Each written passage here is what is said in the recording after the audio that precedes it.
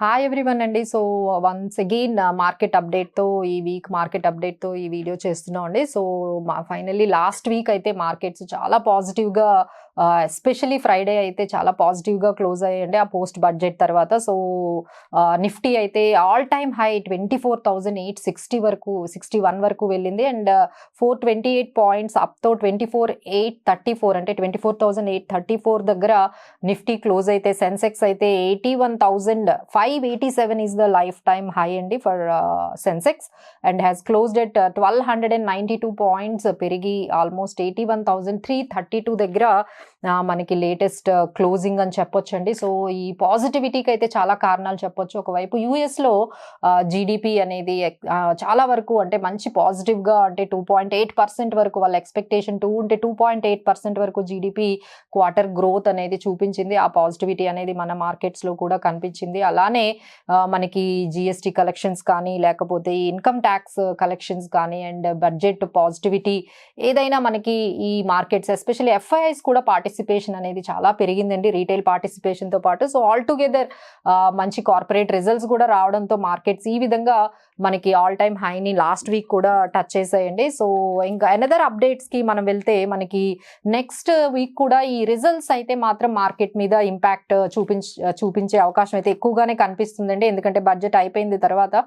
So మనకి next event results ఉన్నాయి. So 30th July Tata consumer products and 31st July అయితే Maruti Suzuki and Mahindra 31st July ఇంకొకటి Tata steel 31st జులైలోనే మనకి coal India and 1st ఆగస్ట్లో Tata motors 1st August again sun pharma ITC and Adani ports 2nd August Titan ఇలా చాలా companies మనకి next week వాటి రిజల్ట్స్తో రాబోతున్నాయండి. So far మనకి ఇప్పుడున్న ఈ రిజల్ట్స్ వరకు మంచి రిజల్ట్స్ కార్పొరేట్ రిజల్ట్స్ పోస్ట్ చేస్తున్న కంపెనీలో అయితే మనకి టాటా మోటార్స్ కానీ తర్వాత IEX JSPL tech Mahindra MGL Motilal Oswal financial services and DLF HFCL ఇవన్నీ కూడా మంచి కార్పొరేట్ రిజల్ట్స్ మనకి తీసుకొస్తే కొంచెం డిసప్పాయింటెడ్గా Praj industries and VST industries United Breweries Mphasis Glenmark life ఇలాంటివి కొన్ని డిసప్పాయింటెడ్ రిజల్ట్స్తో మనకి ఓవరాల్గా లాస్ట్ వీక్ కొన్ని కార్పొరేట్స్ మంచి రిజల్ట్స్ వస్తే కొన్ని కార్పొరేట్స్ అయితే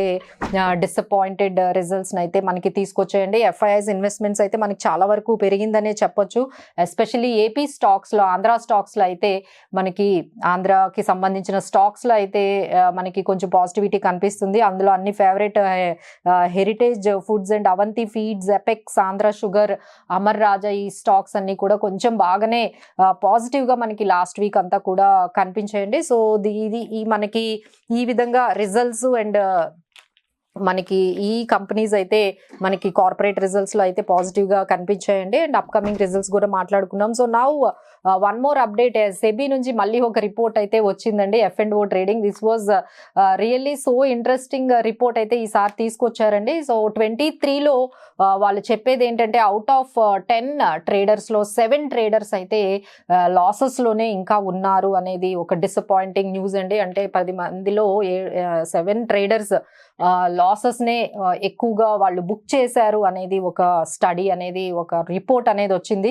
ఇంక ఇది కాకుండా వాళ్ళు డిఫరెంట్ అనాలిసిస్ కూడా చేశారండి. అందులో మ్యారీడ్ అండ్ అన్మ్యారీడ్ని కూడా అంటే సింగిల్ ఎవరైతే ఉన్నారో వాళ్ళని తీసుకుంటే ఎక్కువగా మ్యారీడ్ పీపుల్ అయితే తక్కువ లాసెస్ని పోస్ట్ చేస్తే సింగిల్ ఎవరైతే ఉన్నారో వాళ్ళు ఎక్కువ లాసెస్ని పోస్ట్ చేశారని చెప్పారు. అండ్ నెక్స్ట్ ఏంటంటే ఏజ్ వైజ్ కూడా వాళ్ళు ఒక అనాలిసిస్ రిపోర్ట్ని తీసుకొచ్చారండి. ఎవరైతే 60 years అబౌవ్ ట్రేడర్స్ ఉన్నారో వాళ్ళు తక్కువ లాసెస్ పోస్ట్ చేస్తే లైక్ ఎవరైతే 20 years కన్నా బిలో ఉన్నారో వాళ్ళైతే మ్యాక్సిమం లాసెస్ అంటే 80% వాళ్ళందరూ కూడా అంటే 100 పీపుల్లో 80% లాసెస్నే బుక్ చేశారు. So and below this age of 20 to 60% మధ్యలో ఉన్న ఏజ్ గ్రూప్ వాళ్ళైతే 70% లాసెస్ బుక్ చేశారని చెప్పారండి. సో ఈ విధంగా ఏజ్ వైజ్ చూసుకుంటే ఎవరైతే 20 బిలో ఉన్నారో వాళ్ళే హైయెస్ట్ లాసెస్ని బుక్ చేశారని స్టడీ చెప్తుంది. ఇంకా when compare to male and female ట్రేడర్స్లో తీసుకొస్తే ఫీమేల్ ట్రేడర్సే కొంచెం తక్కువ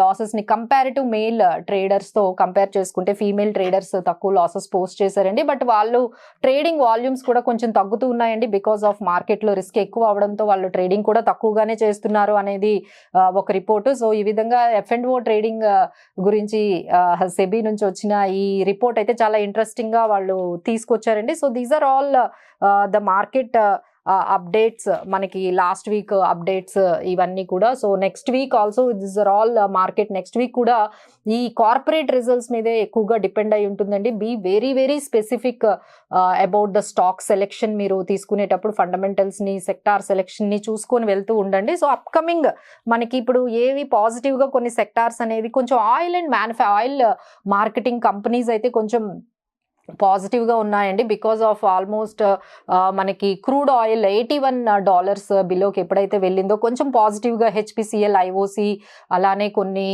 ఎయిర్లైన్స్, ఇండిగో ఎయిర్లైన్స్ ఇవి కొంచెం పాజిటివ్గా మనకి వెళ్తున్నాయండి. అలానే మెటల్ స్టాక్స్ ఆల్మోస్ట్ 20% కరెక్షన్ వచ్చిన తర్వాత ఈ బడ్జెట్లో వాటికి ఎక్కువ క్యాపెక్స్ ఇన్ఫ్రా ఎలకేషన్స్ ఎప్పుడైతే జరిగాయో సో అక్కడ కొంచెం మెటల్ స్టాక్స్లో కొంచెం పాజిటివిటీ అనేది లైక్ హిండాల్కో, వేదాంత, సేల్, టాటా స్టీల్, నాల్కో ఇవన్నీ కొంచెం పాజిటివ్గా కనిపిస్తున్నాయండి. ఇంకా అపార్ట్ ఫ్రమ్ దట్ ఈ ఆత్మ నిర్భరత అనే ఒక స్కీమ్ కింద మనకి ఎప్పుడైతే 1.52 lakh crore బడ్జెట్ నుంచి ఎలకేషన్స్ వెళ్ళిందో కొంచెం ఈ సీడ్స్ కంపెనీస్, అవంతి సీడ్స్ కానీ లేకపోతే ఈ సీడ్స్కి సంబంధించిన కావేరీ సీడ్స్ కానీ ఇవి కొంచెం పాజిటివ్గా మనకి మూవ్ అవుతున్నాయండి. So after budget many things have changed, many sectors have got some hype.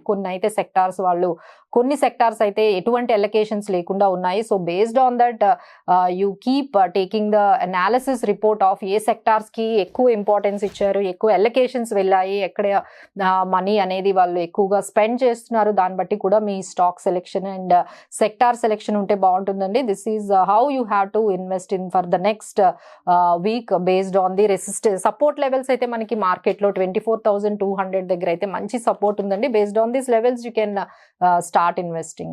Thank you.